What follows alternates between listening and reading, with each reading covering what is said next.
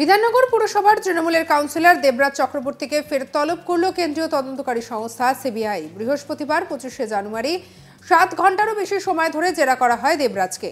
ফের 31শে জানুয়ারি সকাল 11টায় দেবরাজকে সশরীরে হাজিরা দিতে কলকাতার নিজাম প্যালেসে সিবিআই এর অফিসে আসতে বলা হয়। প্রসঙ্গত, রাজ্যের প্রাথমিক নিয়োগ দুর্নীতি মামলায় নাম জড়িয়েছে বিধাননগর পুরসভার এই প্রভাবশালী কাউন্সিলর দেবরাজ চক্রবর্তীর। আর এর আগে 2023-এর 30শে নভেম্বর দেবরাজ চক্রবর্তীর বাড়িতে হানা দেন কেন্দ্রীয় তদন্তকারী সংস্থা। তার বাড়িতে হানা দিয়ে বেশ কিছু নথি বাজেয়াপ্ত করেছেন সিবিআই এর অফিসাররা। উদ্ধার করা হয়েছে বেশ কিছু অ্যাডমিট কার্ডও। সিবিআই সূত্রে খবর, দেবরাজের ব্যাংক অ্যাকাউন্টে বেশ কিছু লেনদেন হয়েছে। সেই ব্যাংক অ্যাকাউন্টের ডিটেলস সংক্রান্ত বিষয়েই এদিন মূলত জিজ্ঞাসাবাদ করা হয় দেবরাজকে।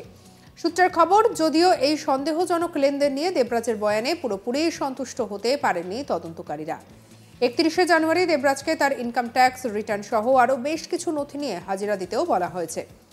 এদিন 7 ঘন্টা জেরার শেষে বেরোনোর পর দেবরাজ জানান, তাকে জিজ্ঞাসাবাদের জন্য ডাকা হয়েছিল। আগামী 31শে জানুয়ারি ফের হাজিরা দিতে বলা হয়েছে। সেদিন আরও বেশ কিছু নথি নিয়ে আসতে বলা হয়েছে তাকে। সেদিনই বাকি নথি জমা দেবেন তিনি। কি বলেছেন দেবরাজ, শুনবো।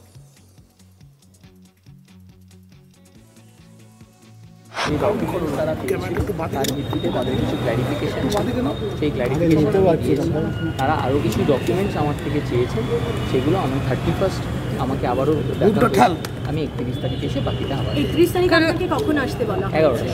আপনাকে কি ডকুমেন্ট এগুলো চাওয়া হয়েছে দেবরাজ? নোটিশ সার্ভ করা হয়েছে। সেগুলো কিছু পার্সোনাল রিলেটেড ডকুমেন্টস ওনারা চেয়েছেন, তার কিছু ক্ল্যারিফিকেশন তারা চান। আমি সেগুলো 31 তারিখ নিয়োগ সংক্রান্ত কিছু নথি আপনার বাড়িতে আজ বদলি সংক্রান্ত নথি টিচার নিয়োগ সংক্রান্ত এগুলো তো আবারও প্রমাণ ভিত্তিক, এবং তারা আজকে যা যা ক্ল্যারিফিকেশন তারা চেয়েছিল আমি ক্ল্যারিফিকেশন দিয়েছি। তাদের আরও কিছু বক্তব্য আছে, কিছু ক্ল্যারিফিকেশন তারা চান, আমি সেগুলো নিশ্চিত। 31 তারিখে আপনি আসবেন? অবশ্যই। আজকে কিছু নিয়ে এসেছি, আজকে কিছু নিয়ে ওনারা কিছু চাননি, ওনারা তো ডেকেছিলেন। 31 তারিখ যেগুলো চেয়েছেন আমি দেবো।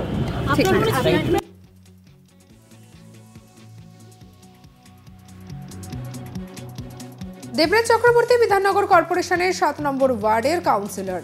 তাকে জিজ্ঞাসাবাদ সিবিআই এর। পাশাপাশি তিনি উত্তর 24 পরগনার দাপুটে একজন নেতা। অভিষেক বন্দ্যোপাধ্যায়ের সঙ্গে তার মধুর সম্পর্ক রয়েছে বলেও সূত্রের খবর। তবে এই দেবরাজ রাজনৈতিক গ্রাফ যদি দেখা হয় তাহলে তাৎপর্যপূর্ণ বলেই মনে করা হচ্ছে। পূর্ণেন্দু বসুর আত্মসহায়ক হিসেবেই তিনি কাজ শুরু করেছিলেন। তবে 2015 সালে বিধাননগরে ভোটে লড়ার টিকিট পান তিনি। কিন্তু কেন? যেটা জানা গিয়েছে যে সেই সময় তাকে টিকিট দেওয়া হয়নি। 2015 সালে বিধাননগরের ভোটে তাকে টিকিট দেওয়া হয়নি। তাতেও রয়েছে একাধিক বিতর্ক। মানে সে দল পরিবর্তন করে কংগ্রেসে যায়, সেখান থেকে ফের তৃণমূলে চলে আসে। দেবরাজের ব্যক্তিগত জীবনেও রয়েছে নানা পরিচয়। শিল্পী অদিতি মুন্সির স্বামী হচ্ছেন দেবরাজ। অদিতি মুন্সি বিধানসভার ভোটে দাঁড়িয়েছেন, কিন্তু তার সমস্ত রকম কাজই করেছিলেন দেবরাজ, এমনটাই জানা গিয়েছে। গোটা ঘটনায় দেবরাজের উত্থান নিয়ে রয়েছে নানা গল্প। তাকেই এবারে জেরা শুরু করেছে সিবিআই। তার থেকে কি কি বিষয় উঠে আসে এখন সেটাই দেখার। আর এই পুরো বিষয়টা নিয়ে আমাদের কালিগ অরিন্দমের পাঠানো রিপোর্ট দেখাবো আপনাদের। দেবরাজ চক্রবর্তী বিধাননগর কর্পোরেশনের 7 নম্বর ওয়ার্ডের কাউন্সিলর, পাশাপাশি উত্তর 24 পরগনার যুব তৃণমূলের দাপুটে নেতা, এবং শোনা যায় অভিষেক ব্যানার্জি অর্থাৎ তৃণমূলের সেকেন্ড ইন কমান্ড অভিষেক ব্যানার্জির খুব কাছের একজন মানুষ। এই দেবরাজ চক্রবর্তী আজ যে জায়গায় রয়েছে, আমরা যদি একটু ফিরে তাকাই পেছন দিকে, এই দেবরাজ চক্রবর্তী কিভাবে এই আজকের দেবরাজ চক্রবর্তী হলো। আমরা যদি 2011, 12, 13 এই টাইমগুলো দেখি, দেবরাজ চক্রবর্তীর তার পলিটিক্যাল বা রাজনৈতিক কেরিয়ার শুরু কিন্তু পূর্ণেন্দু বসু অর্থাৎ তৎকালীন রাজ্যের মন্ত্রী পূর্ণেন্দু বসুর আত্মসহায়ক হিসাবে। দেবরাজ চক্রবর্তী রাজ্যের মন্ত্রী, তৎকালীন মন্ত্রী পূর্ণেন্দু বসুর আত্মসহায়ক হিসেবেই কাজ শুরু করেন। তার রাজনৈতিক কার্যকলাপ সেখান থেকেই শুরু করেন। এরপর 2015 সাল যখন বিধাননগর কর্পোরেশনের ভোট, এবং সেই ভোটে তার কাউন্সিলর হবার টিকিট পাওয়ার যে পরিস্থিতি তৈরি হয়, এবং সেই সময় কিন্তু এই পূর্ণেন্দু বসু এবং দোলা সেন, শোনা যায় সূত্র মারফত যে পূর্ণেন্দু বসু এবং দোলা সেনের এবং দেবরাজ চক্রবর্তীর মধ্যে মতবিরোধ সৃষ্টি হয়, এবং তার ফলে সে কিন্তু তৃণমূলের থেকে টিকিট পায় না 2015 সালে বিধাননগর কর্পোরেশনে ভোটে লড়ার জন্য। কিন্তু সেই সময় দেবরাজ চক্রবর্তী তৃণমূল কংগ্রেসের হাত ছেড়ে দেয় এবং কংগ্রেসে জয়েন করে। কংগ্রেসের প্রতিনিধি হয়েই কিন্তু দেবরাজ চক্রবর্তী ভোটে লড়ে এবং ভোটে লড়ে কিন্তু দেবরাজ সেখান থেকে জয়ও পায়। যদিও ভোটের দিন তাকে পুলিশ গ্রেপ্তার করেছিল এবং সে কিন্তু জেলে থাকা অবস্থাতেই ভোটের দিনে তার কর্মকাণ্ড পরিচালনা করেছিল এবং জেল থেকে বেলে ছাড়া পেয়ে সে কাউন্সিলরের হওয়ার পর শপথ গ্রহণ করেছিল। এটাই দেবরাজ চক্রবর্তীর প্রথম উত্থান, অর্থাৎ পূর্ণেন্দু বসু তার প্রাক্তন আত্মসহায়ক, অর্থাৎ সেই সময় সে আত্মসহায়ক, সেখান থেকে তৃণমূলের হাত ছেড়ে কংগ্রেসে জয়েন করা এবং কংগ্রেসের টিকিটে বিধাননগর কর্পোরেশনের ভোটে লড়া এবং কাউন্সিলর হওয়া।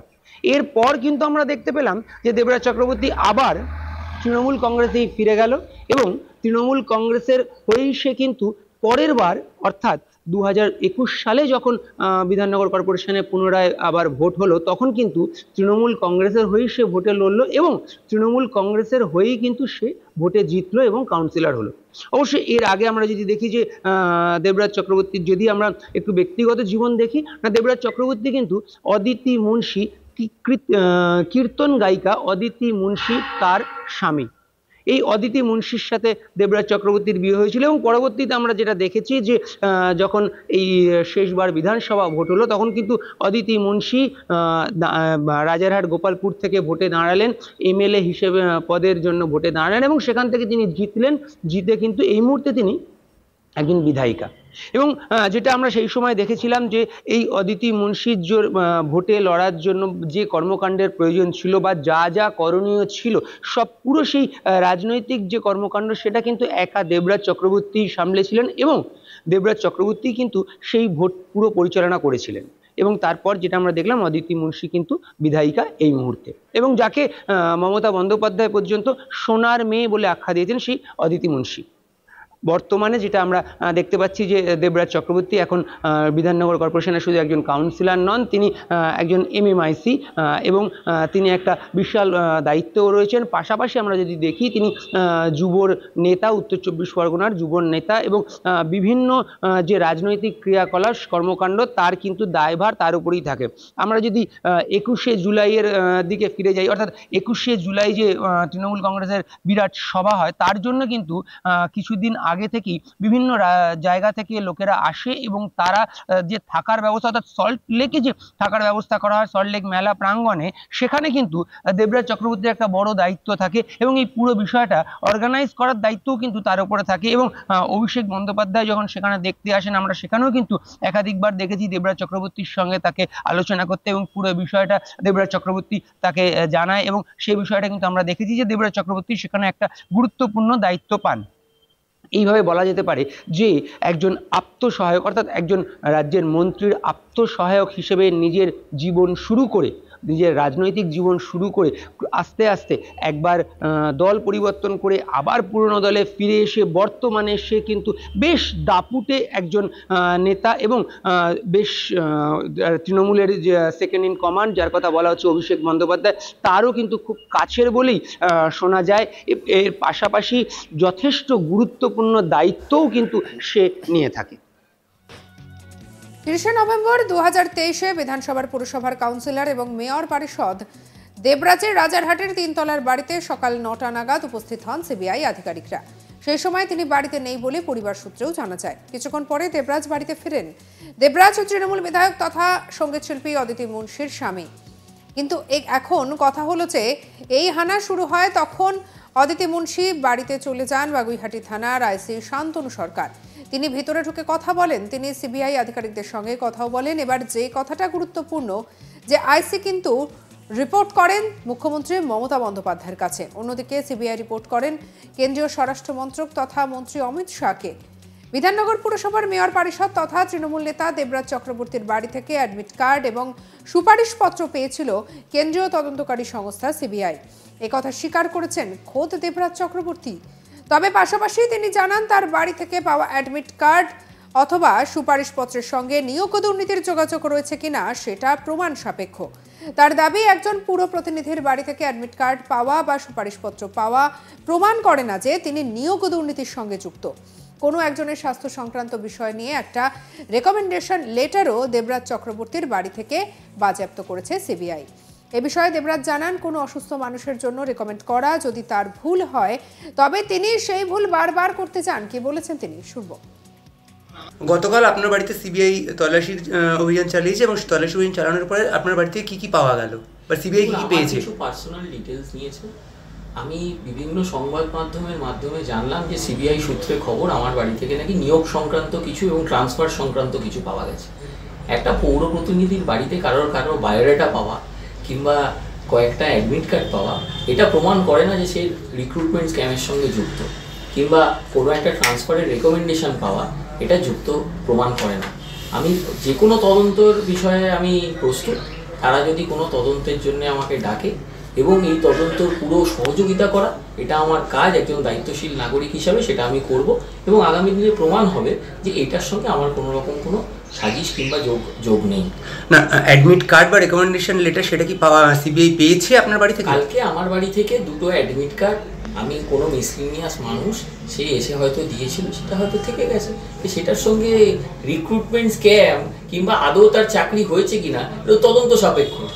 আমি কালকেও বলেছিলাম যে কোনো রেলিভেন্ট ডকুমেন্ট, রিক্রুটমেন্টের সঙ্গে যুক্ত কোনো রেলিভেন্ট ডকুমেন্ট আমার থেকে উদ্ধার হয়নি। আমি আজও তাই বলছি। আর কোনো রেকমেন্ডেশন লেটার কি সিবিআই পেয়েছে আপনার থেকে? অন্য কোনো একজনের রেকমেন্ড করা লেটার যার হেলথ ইস্যুস ছিল, সেই হেলথ ইস্যুসের প্রেক্ষিতে কোনো একজনকে রেকমেন্ড করার একটা লেটার ছিল, কিন্তু সেটার সঙ্গে রিক্রুটমেন্ট কিংবা ট্রান্সফার আমার যদি এটা ভুল হয় যে কারোর ব্যাপারে একটা রেকমেন্ড করা একজন অসুস্থ মানুষ যাতে নিজের বাড়ির কাছে থাকতে পারে, যদি সেটা ভুল হয় আমি এই ভুল আবার করব। সঙ্গে রাখুন আজ তাক বাংলার ইউটিউব চ্যানেলকে। অন্যান্য খবর, পরবর্তী আপডেটের জন্য লাইক, কমেন্ট, শেয়ার, সাবস্ক্রাইব করতে ভুলবেন না। আমরা এখন রয়েছি হোয়াটসঅ্যাপে, তাই ফলো করে নিন, আপডেটেড থাকুন।